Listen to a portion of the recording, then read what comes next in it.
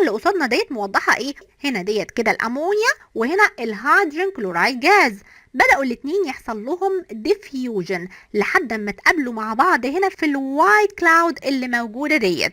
طيب أول سؤال بيقولوا لي هنا which gas diffuse faster؟ مين اللي كان أسرع فيهم؟ الاتنين بدأوا يحصل لهم diffusion في نفس الوقت.